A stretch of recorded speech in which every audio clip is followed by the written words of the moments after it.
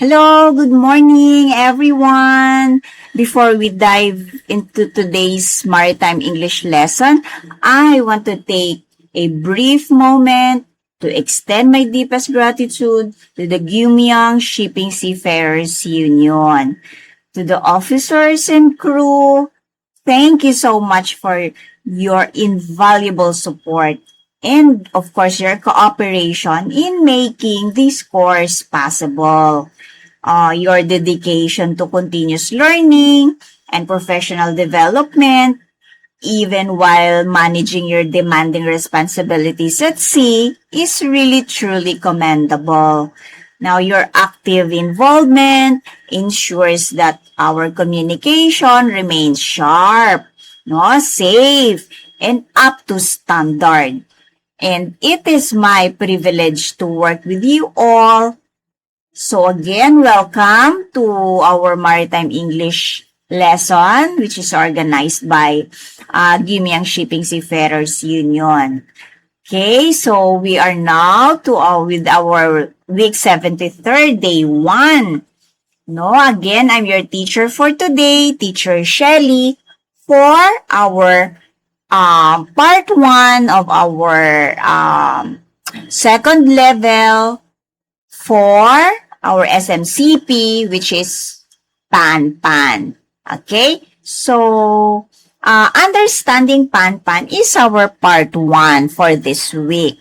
Alright? So, and our lesson content or our lesson topic for today will be all about introduction to Pan-Pan. Okay? And then we will discuss about the origin and history, okay, of Pan-Pan. And then, as we discussed last week, we have the Mayday, okay, the first level of SMCP, Emergency and Distress Call. So now, we will differentiate between Mayday and Pan-Pan. We will discuss the difference between the two levels. Okay? And then the fourth lesson will be about the situations. Why do we require Pan-Pan? Okay? Or why do we have to learn about the word Pan-Pan? And then also the structure. How are we going to deliver the Pan-Pan message? And the last part or the last topic for today is the question and answer. Just checking, no? If you learned something. Okay? So, let's go to the introduction. We have to understand what is Pan-Pan. Okay? Alright. So, the definition of Pan-Pan. How are we going to pronounce? Okay, it's going to be Pan-Pan. Okay? And then, we have to repeat it 3 times. Okay? Like, Pan-Pan, Pan-Pan, Pan-Pan. Okay? Repeat it 3 times. Okay? And then, by doing this or by pronouncing Pan-Pan, you can or you will alert the nearby stations or vessels. Okay? And then, it means you are requesting assistance or attention. Alright? And you will use a radio, okay, or the VHF radio to deliver or to communicate to all nearby stations or vessels, alright, by using the word Pan-Pan. Alright, so how is it pronounced? You will say Pan-Pan 3 times. Okay? That's the second level of emergency call. Alright? Okay. Now, why do we have to call for a pan-pan? Basically, what is the purpose of this? One is for safety. It protects lives of the crew. Not just the crew, but the vessel at sea. Okay? Another purpose is to notify or inform nearby ships or port authorities. Okay? And then the third purpose of pan-pan is prevention. Okay? It stops emergencies from worsening. So these three, safety, notification, and prevention, are the main purpose of pan-pan. The second level of emergency call. Okay. Now, as we go on, we will discuss why is it important or the difference between a distress and an urgency. Alright? So, I'm sorry. Okay. Distress versus urgency.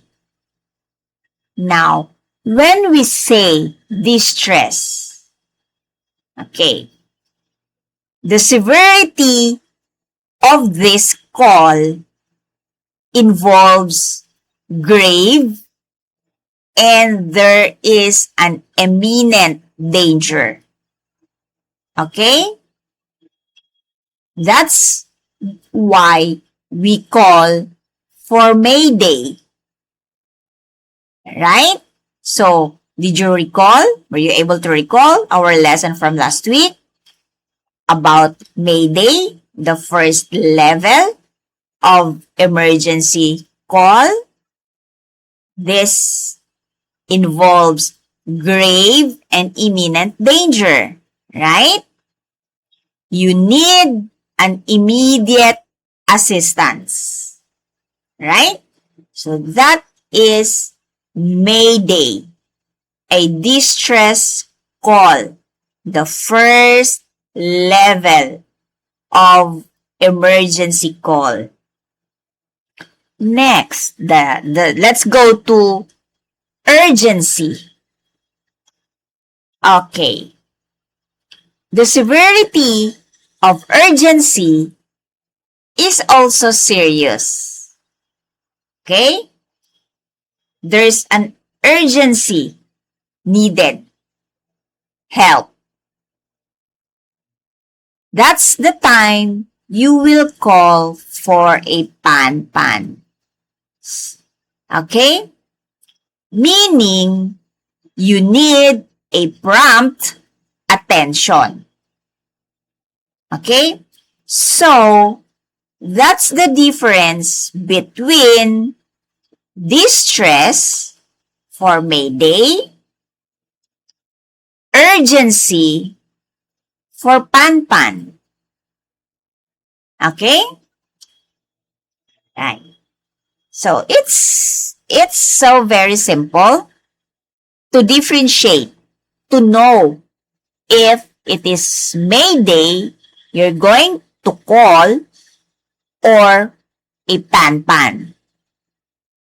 Again, if it's Mayday, there's a grave, meaning life-threatening. Whether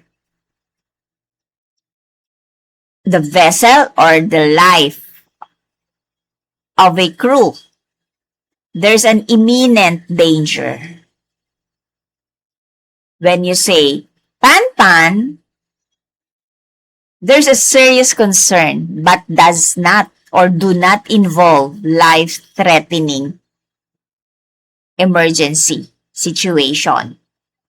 You only need a prompt attention. Okay? So, I hope you can differentiate between Mayday and Pan-pan. Okay. Who uses Pan-pan? Alright. Only authorized personnel are the ones responsible to use Pan-pan. The ship master, or next in line, the deck officers, or the radio operators. They must be ready to transmit Pan-pan signal during emergency situations. Alright? But it's to top it all, it's going to be the ship master should do the Pan-pan call first. Okay?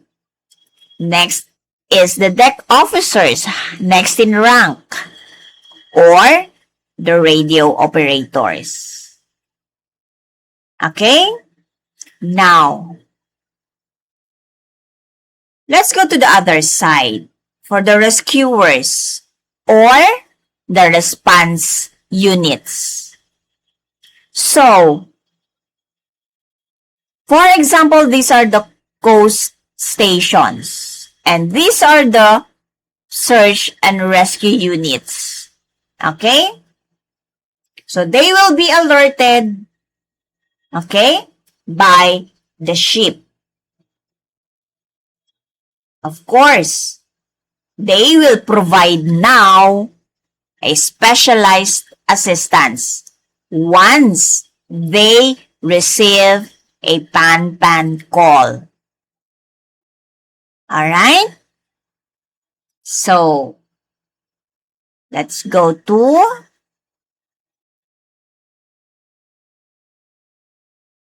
okay.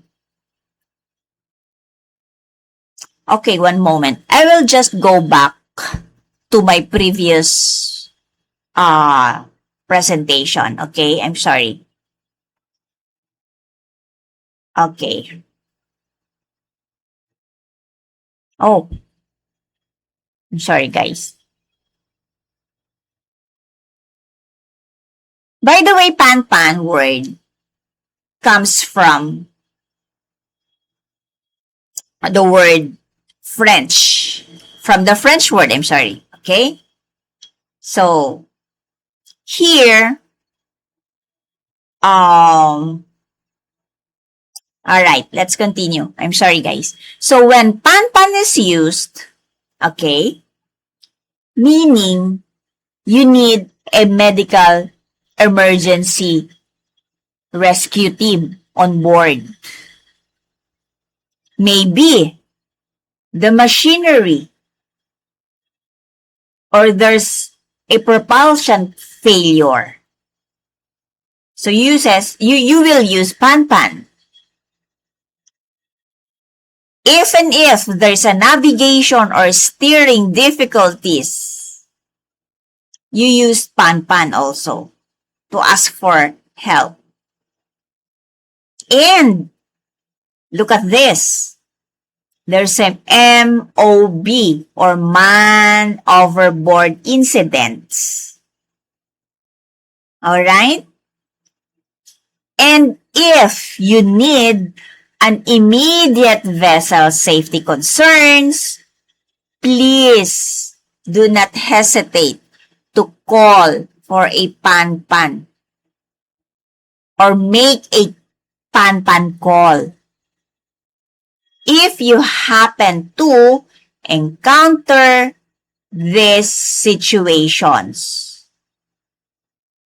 Again, if you need medical emergencies on board, when machinery or propulsion failure is present, or navigation or steering is difficult to do, and if there is a man overboard incident, and lastly, if there's an immediate vessel safety concerns, please do not hesitate to make a pan-pan call. Alright? Okay. Okay. Why is it important to seafarers? To everyone now listening. Okay. First, because it enhances overall safety standards. Okay? Next, it reduces confusion, especially during critical moments. Okay? Emergency moments. And it is important to seafarers because it enables a rapid and clear communication to each and everyone on board. Okay? And for the rescuers, okay, it effectively protects the lives of the persons or the crew on board while at sea. Okay? That's why pan-pan is important to all the seafarers, to all of you. Alright? Okay. Now, this is the basic format of pan-pan.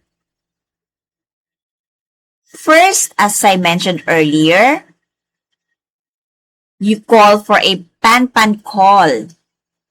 And you do it 3 times. Pan-pan, pan-pan, pan-pan. Okay? You are calling to a certain station. Okay? And you means the vessel. Okay? You identify your vessel or name of the vessel. And why are you calling for a pan-pan? You are calling and then you are calling because you need help, right? So you have to mention the nature of urgency. Okay? And then mention what kind of assistance do you need. Alright? So this one is or are the basic pan-pan format. Now, as we go on, I will give you an example on how to call for a pan-pan. Okay? Alright. Yes, this is what I'm looking for earlier. The origin, where it started. Or the history of pan-pan, how it was created. Okay? So, pan-pan, okay, like Mayday, it is derived from the French language. From the word pan. Papa, Alpha, November, November, Echo. Pan. French language. So in French, it means or it indicates the breakdown or you're encountering a mechanical failure. Okay?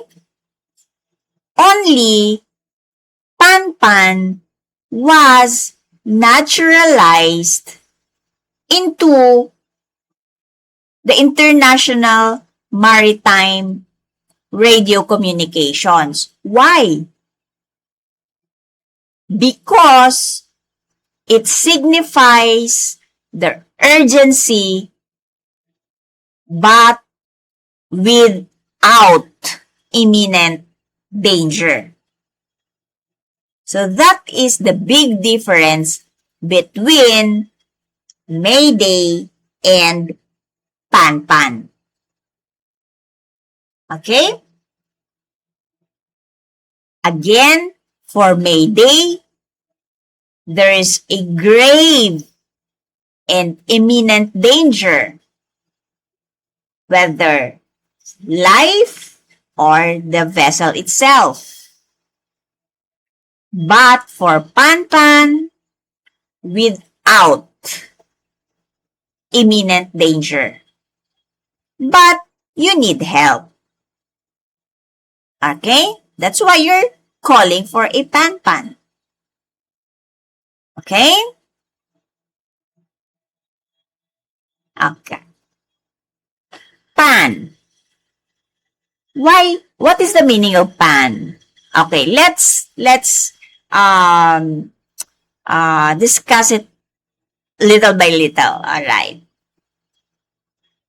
When we say pan, whether it is total or a partial loss of machinery function, it could be total, or it could be a partial loss only of machinery function. Okay? Sometimes for the systems or for the machines or for the machineries, they are just no longer operational. Okay? But since it's not operational, there will be an obstruction of the functions or the how it operates, no? The machines. That's why you're calling for help. All right?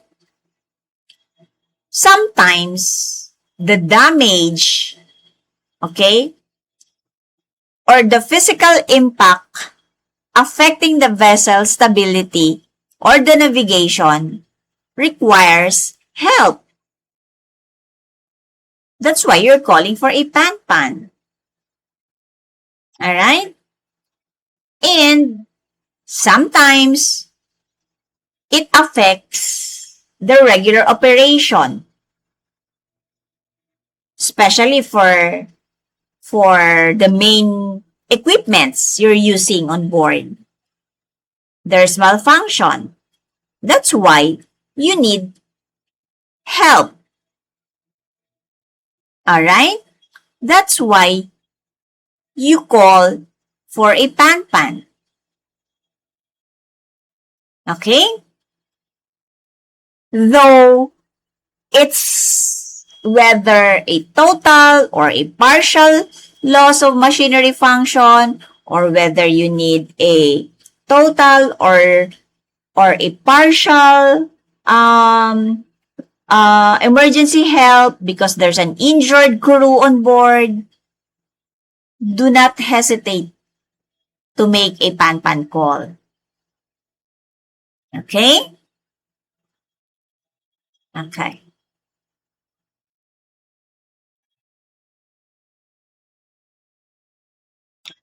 another. It says here that in the early 20th century,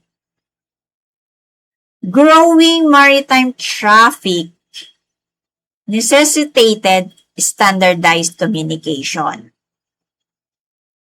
Okay? So there's a wireless telegraphy involved to ensure the vessel safety, okay? And also providing the infrastructure for emergency protocols. Like what we are discussing now, the PAN-PAN. And it was developed and eventually adopted globally because of IMO, the International Maritime Organization. They developed it. Okay? And after, they are now adopted globally. So that's why you are all now using the SMCP words or phrases. Alright? Okay. Yes, this is what I mentioned. It was adopted globally, internationally, by IMO. Alright, as we can see here, there are several flags, meaning there are different nationalities. What if we have all these nationalities on board? And we have different languages, right? We have Japanese here, we have a I'm not so sure, no, of the different flags present. But like, for example, what if there are Koreans, Japanese, Chinese, Australians, Russians, or Filipinos on board, no? There's one or two or three or more nationalities on board. So we have all different languages. We have all different accents, right? Some are slang, some are, we really have difficulty in understanding their accents.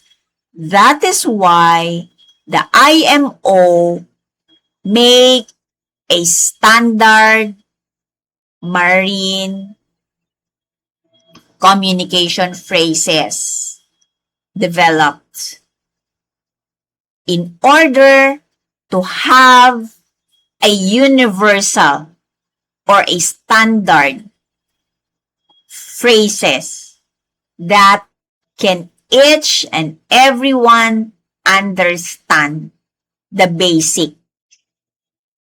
Okay? So, it is internationally or globally used. Okay? To have a clear communication across all oceans and international waters. So, can you still catch up with the lesson all about the PAN-PAN? Okay. So, the role of radio operators. Now, these radio operators, as I said earlier, is one of the person that can make a PAN-PAN call. Aside from the master, aside from the crew officers, okay? Next is the radio operators. Okay? They can also call for a PAN-PAN. Now, these radio operators ensures a clear communication of urgent situations. Okay? They ensure to reduce misunderstanding between vessels. Okay? And these radio operators improve coordination with the rescue authorities. That's why they can also make a pan-pan call aside from the ship master or the deck officers. They are allowed to make a pan-pan call. Alright? To have a clear communication. Okay. Now, pan-pan is also used in aviation. Okay? As it is in maritime settings. Right? Because the international protocol ensures the consistency and urgent communication for the aircraft. Okay? And for the safety enhancement, the standardized procedures help prevent accidents across different transport sectors. That's why pan-pan is also used not just only in maritime industry, but also to aviation. Alright? The same. To make sure that everyone will have a standardized communication system. Okay. Let's go to our field, no? To our maritime regulations. Okay. When we say framework, pan-pan is integrated into the what we call the GMDSS, which is the Global Maritime Distress and Safety System. Okay? And the SMCP, the Standard Marine Communication Phrases. Okay? So that GMDSS and the SMCP both are integrated. No? So that is the framework of pan-pan. Okay? Without that, GMDSS and the SMCP, we cannot have or we cannot proceed a pan-pan call. It's very important. That is the framework. Okay? Now, for the compliance of this, we have what we call the safety of life at sea. Okay? Certified vessels are strictly regulated to use these signals correctly. Okay? Ensuring there's a regulatory adherence and safety procedures made or complied with. Okay? So safety of life at sea is also important. Okay? Those are the maritime regulations. Okay? We have to have this GMDSS and we have to follow the SMCP and the safety of life at sea. Okay? That's very important. For the safety, of course. Okay. Historical importance. Okay. We have emergency response. We can have operational efficiency. Have to be clear communication. And then you will record the safety accidents. Okay? You have to record. You have to have a safety records of that.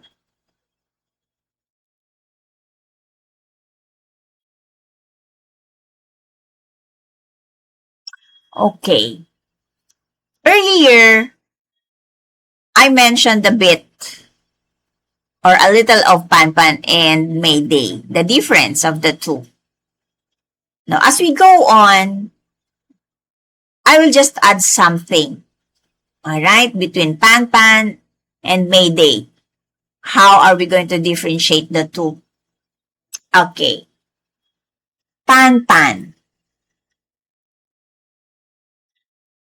Urgency signal. Mayday. Distress signal. When we say Panpan, urgency signal is used to report serious situations that do not pose an immediate threat to life. While Mayday also, it is an international distress signal used for life-threatening emergencies requiring immediate assistance. Okay? Now, you request for assistance for Panpan in order to alert nearby stations, right? Or nearby vessels to an urgent issue. Okay? And because to that, you need or you require assistance or maybe monitoring, no? But do not need immediate rescue. Okay? Now, let's go to Mayday. Here, it indicates immediate danger. Okay? And it takes top priority over all maritime radio communications. Okay? To enable prompt rescue operations. So basically, that's the difference between Panpan and Mayday. For Panpan, do not pose immediate threat to life. But for Mayday, there is a life-threatening emergencies.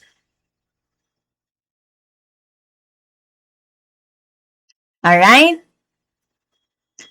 urgency signal, distress signal.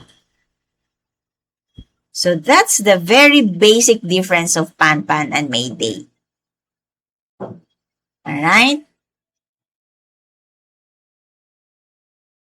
Okay. Another. Let's go to the level, no? The level of emergency or emergency hierarchies. Okay. As earlier, Mayday is the distress. This is the highest level of emergency. Isn't it? It indicates immediate danger of life or the vessel itself. And it requires instant rescue response. Example, of course, the sinking ship. There is a fire on board. You are calling now for abandoned ship situation. Please make a mayday call. Make a distress call because your life is in danger. The vessel is in danger and it requires instant rescue response. The highest level of emergency call. Alright? Let's go to Pan-Pan. Urgency. This is the second level of priority. It indicates a serious situation that needs an urgent call or help, but not immediately life-threatening. You need an assistance or monitoring, but not immediate. For example, there's an engine failure. You need an emergency help.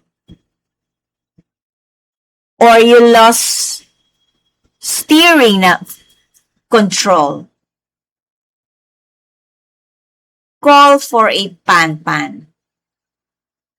Meaning, you need an urgent but not life-threatening situation. You need help, of course, with this kind of situation. But it's not life-threatening. Okay?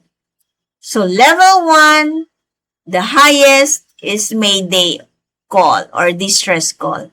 Level 2, the second level of priority, Pan-Pan, the urgency call. Alright?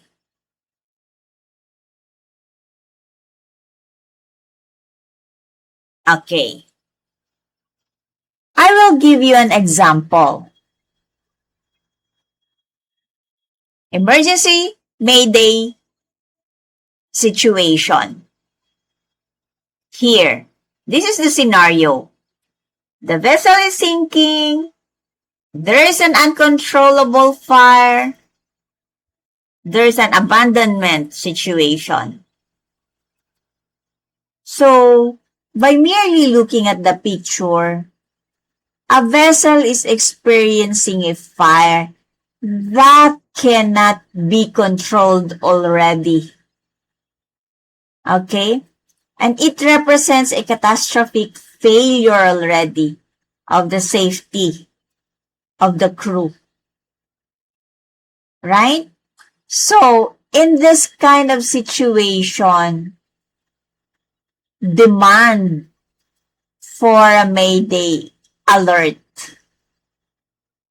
to mobilize all available search and rescue resources immediately.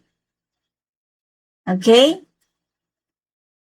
If you happen to be in this kind of situation, the master or the captain should demand a mayday alert.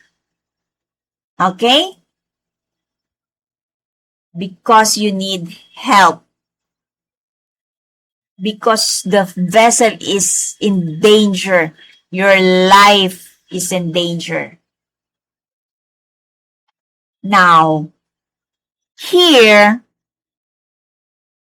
a pan-pan example, a mechanical failure. Okay? Maybe the vessel has lost propulsion in a busy traffic. Look at here. Okay? You need the major concern here. But not necessarily a life-threatening event, right? Not yet. Because you only have lost propulsion or engine failure, or maybe you need a medical issue here, but not critical. Or maybe you just lost a steering navigation control. So you call for a pan-pan just to inform the authorities or nearby vessels, okay, to exercise precaution. You are informing them that you are having trouble with your engine or medical issues or in your navigation. So you are giving awareness also at the same time to the nearby ships. Okay, you are informing them. So make a pan-pan call. Alright? These are the examples, no, of a mayday and a pan-pan situation or scenario. Okay? Okay. So what is our communication priority? First, isn't it mayday?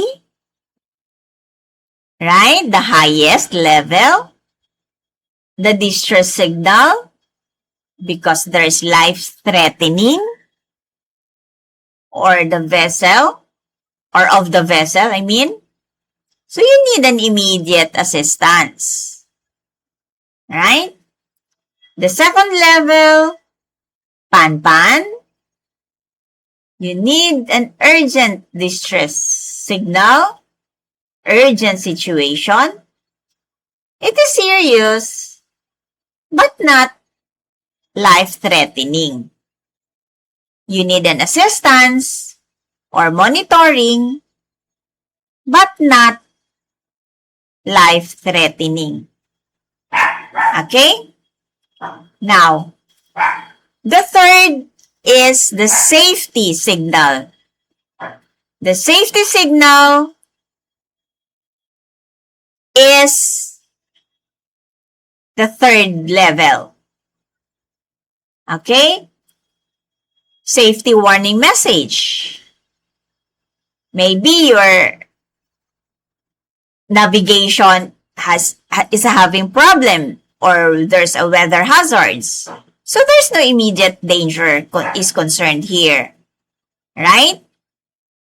And then the fourth is the lowest, which is the routine. Okay? It says here that safety warning message only. This is only a safety warning message. Okay? Maybe the navigation or the weather hazards there's no need for an immediate danger here. Okay? So that is how we are going to prioritize in having or in using the emergency call for the nearby authorities or for the nearby vessels. Okay? Now, Importance of correct usage. Why? This is crucial, really. Why we have to know the importance of using emergency call. Okay. The importance is communication order. So a clear distinction prevents unnecessary radio congestion and it keeps critical channels open. That's why in using your VHF radio channel 16, alright, you have to use it correctly. Okay? You have to free that channel because it is only used for emergency situations. You have to keep that critical channel open always. Okay? Now, for proper signaling, okay, it ensures now the search and rescue resources, okay, you have to make sure that they are deployed. Okay, the search and rescuers, no? Based on the actual risk levels. As mentioned, level 1, which is the Mayday, level 2, which is the Pan-Pan. Okay? You have to use those words correctly. Okay? And you have to use the consistent usage patterns. Okay? Based on our situation, the pattern. Like level 1, level 2 situations. Okay? So it's very important to determine first on how you are going to use these signals or call. Correct usage. Alright? Okay. So more examples or more situations in the next presentation. Why do we need Pan-Pan? Or what are the requirements? Why do we need Pan-Pan? Call. Okay. First, emergency or medical emergencies. Maybe there's a serious illness on board, but it's not life-threatening. There are cases of injuries, but not life-threatening. Or the safety reliability. Okay, you need help, but not life-threatening. Okay? But it is medical emergency situation. You call for a Pan-Pan. Okay? Next is machinery failure. Okay? Now, you call for a Pan-Pan if you're having a breakdown, preventing the maneuverability of the vessel.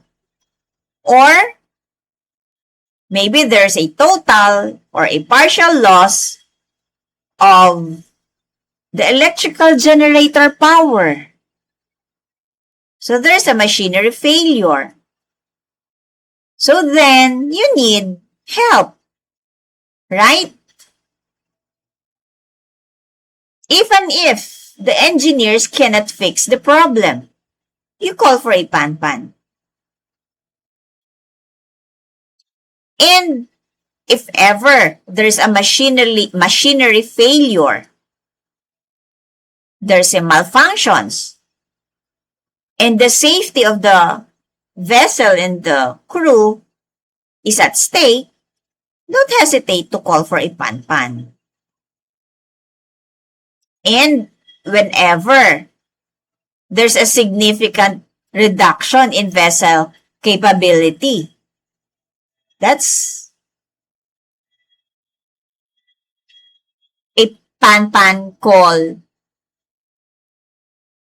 Example, situation, machinery failure, right? Next is fuel concerns. All right. The fuel situations involving a very low level, or maybe there's a contamination, no? That may lead to a loss of power of the vessel. So, of course, you need a precautionary pan-pan, no? To alert nearby stations or vessels, no? So, you call for a pan-pan. Okay? Fuel concerns. Imagine if you have a low fuel, or there's a contamination of the fuel, and it may lead to loss of power of the vessel. So there will be an urgent operational help for this. Okay? So you call for a pan-pan. Number 4 is whenever there's man overboard. When a person is missing, a pan-pan alerts nearby vessels to assist, of course, in search. Okay? And coordinate the recovery of the person, of the missing person, rapidly. Alright? There's a man overboard situation. Call for a pan-pan. Next is, there's a communication problems. Yes. You have a total loss of critical radio or satellite communication problem. Oh my. This is important to everyone, right? Communication. So what if there's a radio or satellite problem?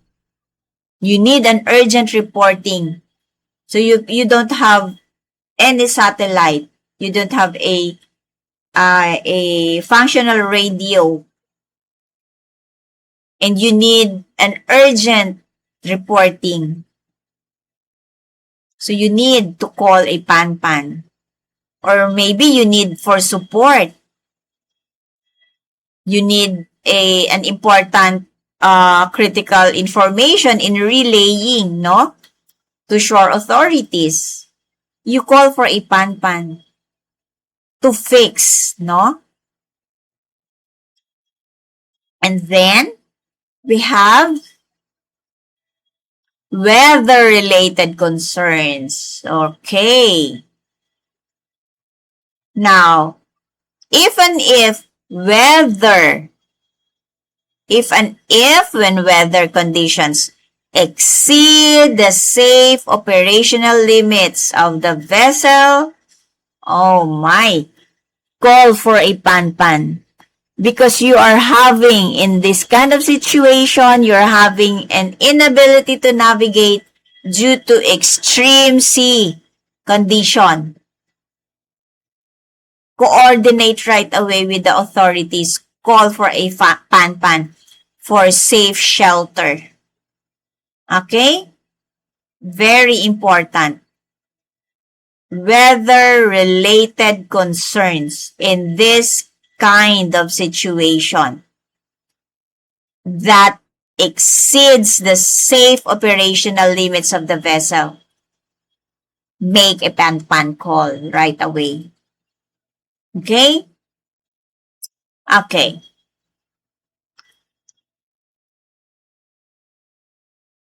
The structure of a pan-pan message. Yes, how are we going to make a pan-pan? The step number 1 is the initial call. It says here, say pan-pan 3 times. Okay, why is it important? Repeating the urgency signal ensures the message is identified correctly by the monitoring stations and nearby vessels. That's the reason why it is pronounced 3 times. Pan-pan, pan-pan, pan-pan. To make sure that the message is identified correctly by the monitoring stations or by the nearby vessels. Right? Let's go to step 2. You have to mention station. You are directing now the message. State the identity of the station being called. Like all stations, or maybe to a specific Coast Guard station, in order to establish a clear communication intent.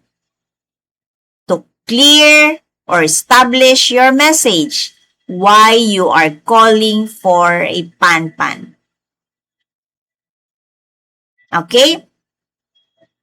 Mention all stations or the specific Coast Guard station being called. Alright? Now let's go to step 3. Identify your vessel's name. State your vessel's name. Provide your vessel's name. And then also mention your call sign clearly. Okay? To allow, of course, the authorities to log, okay, or to log and track the incident accurately. Okay? Step 1, mention pan-pan 3 times. Step 2, okay, mention all stations or the specific port stations being called. Step 3, identify your vessel name. Okay? Step 4, provide location details. You give your position or give your current GPS coordinates, the bearing, or your distance from a known landmark in order for the responders or in order for the rescuers to assist right away in locating your vessel. Right? So it is very important to mention your GPS, current GPS coordinates, the bearing, or the distance to a known or from a known landmark. Alright? In order for the responders to locate your vessel, the exact location. Okay, that's the step 4. And for the step 5, okay, you have to describe your present situation. Describe the state of the nature of urgency. Alright? So briefly describe your situation. Like for example, if you are having engine failure, or maybe there's a fire on board, or maybe there's a medical incident situation, or maybe there is a navigation, steering, loss of control. So you have to make it short or concise, but descriptive. Describe it properly, but it should be short. Okay? Basically, describe what is happening on board, why you are calling for a panpan or for a help. Okay, that's step number 5.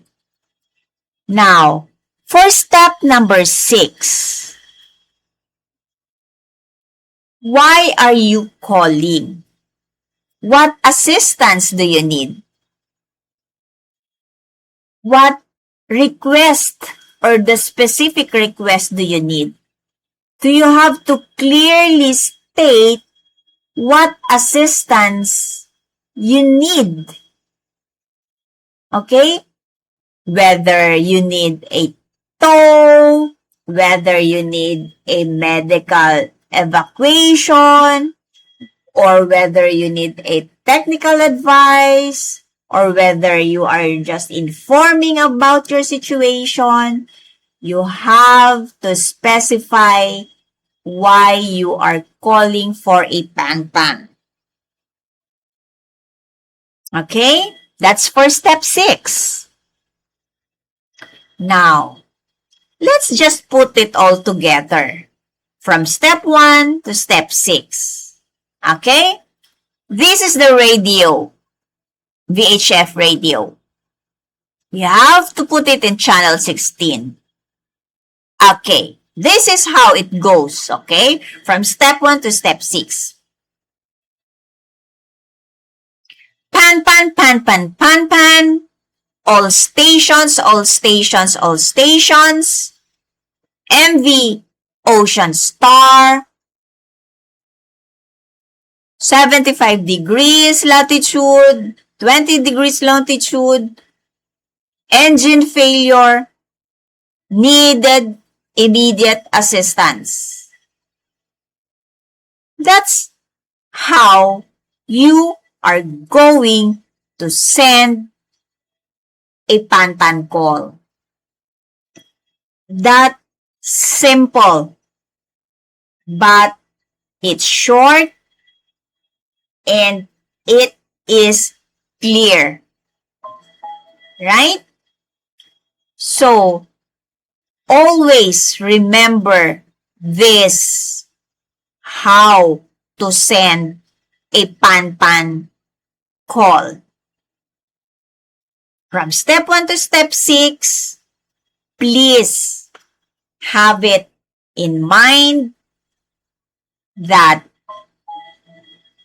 using or making a panpan call is as important as Mayday. Okay? That's the proper way. Alright. So, how are we going to send the message? Okay. You have to speak clearly. Alright? You make sure that your voice is steady and easy to understand. Secondly, you have to use the SMCP phrases. You have to stick to the SMCP procedures, standard marine communication phrases or procedures. You have to stay calm. Keep your breathing steady to maintain clarity. Okay? As much as possible, you repeat the details. The crucial info should be repeated back to ensure the proper receiving of the message. So, by making or following these tips, okay, rescuers can clearly receive the message properly. Alright? Speak clearly. Use SMCP phrases only. You have to stay calm and repeat the details properly. Okay? Alright. We are now in our last part, the question and answer. Alright. So, we have question number 1. Okay, are we all ready for question number 1? For all the participants from Gimyang Shipping Seafarers Union, let's go to question number 1, okay? So, what does PAN-PAN indicate in maritime communication? Okay, so basically, it is what? Yes, it's letter C. Urgent situation, but not immediately life-threatening. Alright? So that's it for number 1. And then for number 2, how many times is PAN-PAN usually transmitted at the beginning of a call? It's so very easy. Right? Okay. Of course, it's letter C. You have to mention PAN-PAN or the Mayday 3 times. Okay? Next, for number 3, what is the main purpose of PAN-PAN? Oh, so what is the main purpose of making a PAN-PAN call? Of course, to report urgent situations needing attention but not life-threatening. Right? So for question number 4, okay, which situation best fits a PAN-PAN call? So which situations here? Is it A, B, C, or D? When we call for a PAN-PAN. Remember, PAN-PAN, not life-threatening. Okay? Yes, it's letter D. You're having an engine failure without immediate danger of life. That's PAN-PAN call. Alright? For number 5, are you still there, participants? Okay. So, PAN-PAN is considered what level of emergency? Level. A, B, C, or D? I know. I heard correct questions and answers. Yes, it's letter A, urgency level. Because the highest is Mayday. And next for the third is the safety warning. And the fourth one is the routine message. So the level of emergency for PAN-PAN is urgency level, the second level. Okay. For number 6, okay. What language origin is Panpan derived from? Oh, it's very easy. A, B, C, or D? I heard it right. Okay, participants from Gimyang, it's letter C from the French language. Pan, pan. Okay? Alright, for number 7, the French word pan means what? From the French language. Is it A, B, C, or D? Make a wild guess. It's letter. I know for sure everyone knows this. Breakdown. There is something wrong. Maybe your machinery is having a failure. Okay? There's an injury on board, but not life-threatening. Alright? That's why you need pan-pan. So there's a breakdown. Alright. Next is for number 7. Which of the following is not a correct use of pan-pan? Okay. Not a correct use of pan-pan. A, B, C, or D? Alright. Again, pan-pan, not life-threatening. Okay? The correct answer is not, not. It's letter C. Yes, because once there's a sinking vessel, this is already a life-threatening. So, you call for a mayday. But the rest, medical emergency on board but not life-threatening, engine failure but not life-threatening, you're only having steering problems, so it's not life-threatening. Okay? Against the sinking vessel, this is not a correct use of pan-pan. Why? Use mayday call. Alright? Next. What comes after pan-pan in emergency priority? Yes, this will be our next topic for next week. So next for pan-pan is letter A, B, C, or D. So the first one is mayday, next is pan-pan. What is the next level?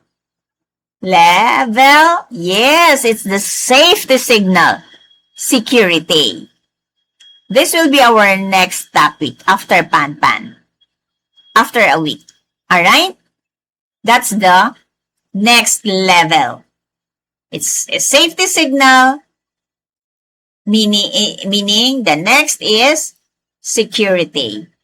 And our last, for number 10, why is pan-pan important to seafarers? Alright, so very easy. Why do we need to study pan-pan? Why do we have to learn pan-pan? And why it is important to all of you, to seafarers?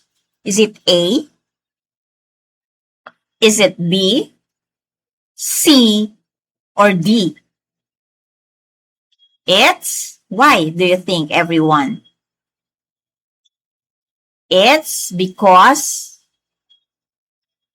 it's not important in real operations.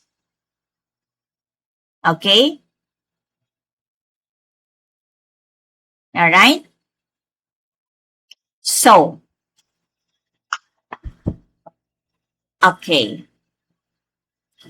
Now, everyone from Gimyang Shipping Seafarers Union. That brings us to the end of today's maritime lesson, everyone. So, before we wrap up, I want to express my sincere appreciation once again to the Gimyang Shipping Seafarers Union, to all the officers, to all the crew. Thank you so much for understanding, the focus for participation, or for the participating, and for the support all throughout this session, no? So, balancing your duties on board with your professional training is no small feat, of course, and your commitment to sharpening your communication skills is vital to ensuring the safety and efficient operations of everyone at sea. Now, I would like to thank you, no, for your hard work for today, for your smooth sailing. So stay safe, everyone out there, and I look forward to our next lesson on Wednesday for the continuation of our part 2 of our Pan lesson. Okay? Have a great day, everyone. Have a great day ahead. And good morning. This is your teacher for today, Teacher Shelly. So have a good day. Bye.